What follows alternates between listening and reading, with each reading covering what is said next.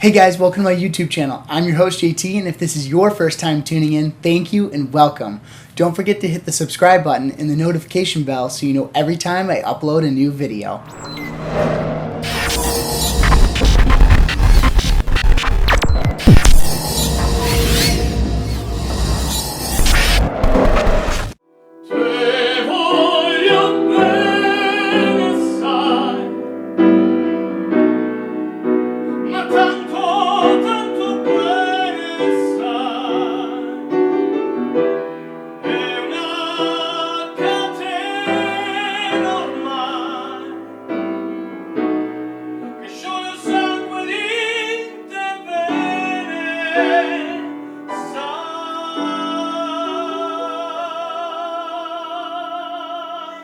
Today I have the opportunity of interviewing one of the most celebrated opera singers in the world, Jonathan Cilia Faro. I am honored to have the chance to visit with Jonathan to hear a little bit more about his story. And now, without further ado, let's get on with the podcast.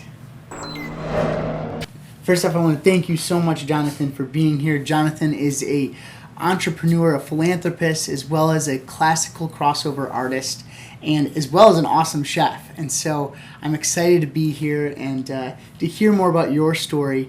In my life, we all have stories to tell and share. And in my life, I've had from medical challenges to educational challenges, and we all have our ups and downs that we go through and get through with different ways of people helping us and stuff. But I'm excited to be here to hear more about your stories in your life, and so thank you, Jonathan, for being here. No, thank you to be here. I'm very happy to start this new adventure here in Nashville, Tennessee. And for you, it's the first time in my studio. This is the first time in my studio because we just finished the job. And yes, it's my privilege to be here talking and share with you my life story. I mean, I'm 40 years old, and I grew up in Italy.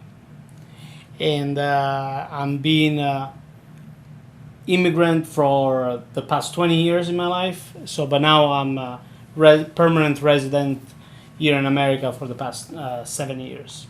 Where I grew up in Sicily, Italy. And life wasn't easy. Going back to my childhood was full of domestic violence, was mistreated psychologically and physically. And today, looking back, I thank God because I give thanks to my God because I should not be here, because usually people with that kind of experience, they take the wrong paths, try to fill it up their life with things. And I can tell you, I became a philanthropist because people take care about me, even if they don't have to. Mm-hmm. But sometimes life surprised me with very, very interesting experience.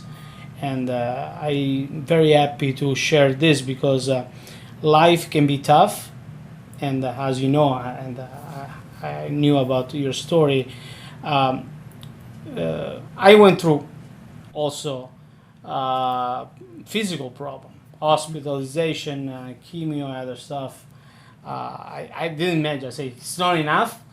I went through already a lot of problems. Why you add more and more? But sometimes tough life and more rewards at the end. Exactly. And so faith I can see, and I know through your music and everything that it is so important to you. And who instilled faith into you? But faith is a personal thing. You cannot. Some people can introduce you to faith, but faith is a personal. You need to test yourself if that what you believe is real. Yes. So my grandfather gave me this input in my life of believing something. I gain self-respect for myself. I gain self-confidence to believe I can do it. I can make it. And I'm not alone. Because like you said, even though you had faith in your life, you still had challenges ahead of you, and you Exactly. still have to overcome them. This is why you face God in your dark Yes. moments. Say, "What do you want from me? It's not enough." Yeah.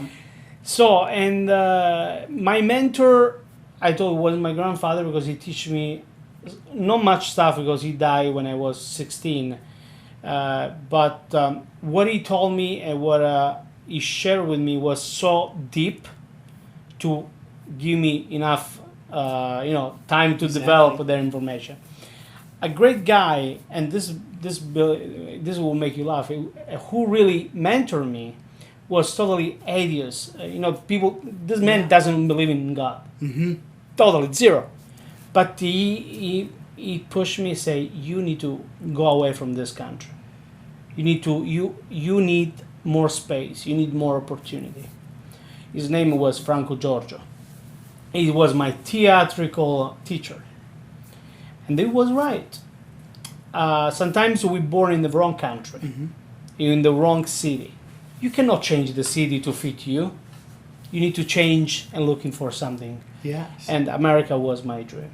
That is awesome. And that's who mentored you and pushed you to chase your dream. Yes, he say, go away. This country, Sicily, in that time, will not give you what you're looking for. Now, where did music become so important in your life, and when did you start music, singing?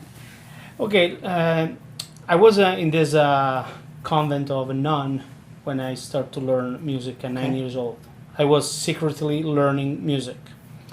And this nun, she really loved me, and she teach me piano. And I noticed all the time I was spending hours on the piano, that vibration of the music really make me feel well. So become important to me as a personal skill. Became important to me as a life when I was 16, and I earned the first 500 euro doing it. Because of music. And this person say, Jonathan, if you do this, I can pay you for that. Yes. Are you paying me for this? Because it's such a thing? Because I never, before then, believe it or not, again, we're talking about Italy on the 80s, I didn't know I can make money with music. Because it was like a unicorn, be a musician in Italy. So I say, okay, do it. So I start to understand that my act was my daily bread. Yes. And I never misrespect music. I always treat music with respect, not just for make money. When I give music to bless people, music bless me back. That's really powerful. Yeah. That's awesome. It's my experience. Yes. And one thing that I noticed with you, and I think we notice with all people, but you find your passion in what you love, Yeah. and it carries you as a person, and it continues to encourage you and to bring more to people too. Yeah. And with that, you said music was secretive when you were with the nuns, Yeah. and why was it secretive at that time? Because since I wasn't child of a healthy family, Okay. music was just for a medium class, for people can, and the nun is not supposed to take a preference with one student instead to the other. So I need to keep secret. Okay. Plus, I had a lots controversial problem. Personally, I told you, my family was very complicated. So music was non-optional. At 1987, kids like me supposed to start to work at 12 years old on the field collecting tomatoes. That was my future. Be arms to feed myself. But someone thought I had a talent and I have to focus on that talent. Even if no one was investing €1 on my education. So we found this woman who really believed in my life, and he started secretly pay my tuition. Wow. So I know all this just when I was older, when I was independent. So music secretly was my saving way to leave Italy. Yeah, and so I'm working on a new book right now, and it talks about kindness. Oh, man. And where in your life have you seen kindness? I mean, I can see it right there in that story about the nun taking you in, or the teacher pushing you to chase your dreams and go to these states. And what's a story that represents kindness in your life? I can tell you one in particular. Just eat me. I didn't expect this question, but I love emotion, and this is why kindness. When I was one particular talking about music, I don't own a piano. I'm 13 years old. I don't know where to practice. So this man I just mentioned, Franco Giorgio, and this guy has the key of the school. And we have a piano. Nobody uses the piano in the school because it's in the basement of the school. This guy said, listen, I can help you, but you need to come one hour early or leave the school 1 hour early. And I can unlock the door during I do my work in the office, and you have the room all for you for practice piano. That was a good act of kindness I had, because I have an opportunity to practice in a real piano. But this guy really cared about me. I don't know why, and because again, I wasn't often experiment kindness. So, and this guy was worried about me. So, do you have water? The water became a patris. The piece of cake became friendship. So that for me was kindness. And so with that kindness in your life, being such a philanthropist in your life, would you say that first off, the kindness the philanthropy comes from that kindness that the other people have expressed to you, or where does philanthropy come into your life? I think became when I graduated college. That was the result of somebody.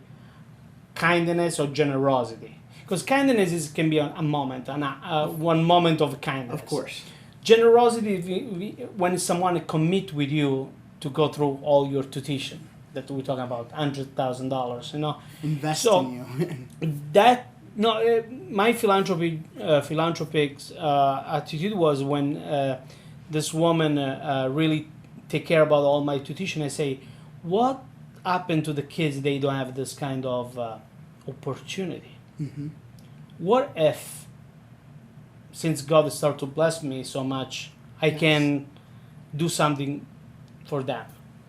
And then when I start to think about to become a philanthropist.